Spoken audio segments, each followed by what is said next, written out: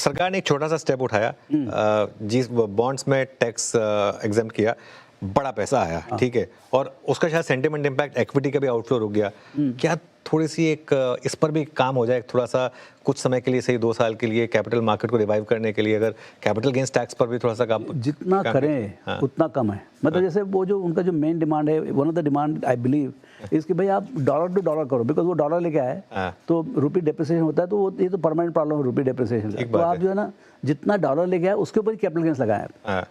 मतलब आप यदि $1 बिलियन लेके आए हैं तो $1 बिलियन वापस ले आ रहे हो, तो मतलब अभी आप क्या है, रुपी इज डेप्रिशिएटेड सो मच कि एक्चुअली उनको डॉलर में लॉस है, बट रुपी में कैपिटल गेन्स आ रहा है, तो उल्टा तो जेब से जा रहा है। एक तो घाटा कर रहे हैं, उसके ऊपर से वो टैक्स भर रहे हैं। सो वो that is I think very serious, और वो जो है ना उसमें तो माफ इमीडिएटली करना चाहिए। ओके, तो वो इस टाइप की सुनवाई जो है ना थोड़ा डायनामिक वे में करेंगे तो बाकी तो देखिए एक प्रकार देखिए जब वो आए तब भी टैक्स था, ऐसा नहीं है कि टैक्स बाद में बदल दिया।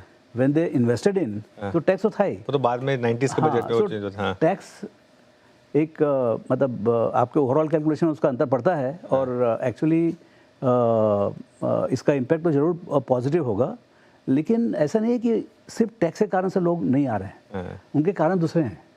एक तो यहाँ economy, Indian economy slow down हो गया था, दूसरा ये एआई में बहुत बड़ा तूफान, बाकी जगह बहुत पैसा बन रहा है, बहुत ज़्यादा। अच्छा, हमारा जो valuation level because of sustain domestic buying, आपका जो वैल्यूएशन था ये भी थोड़ा बहुत ज़्यादा प्रीमियम हो गया था।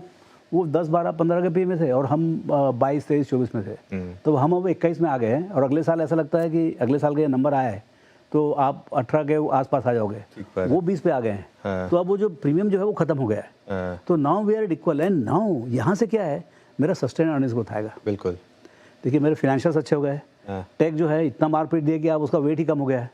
अभी क्या है, जो पहले 13-14% था वो 7-8% हो गया। तो even if it doesn't grow much, मतलब टेक में अभी भी वो क्वेश्चन मार्क है कितना ग्रो करेगा। ठीक है, एआई का उतना ज़्यादा डायरेक्ट इम्पैक्ट ना पड़े इमीडिएटली, लेकिन 7-8% ग्रोथ उतना ही रहने वाला है।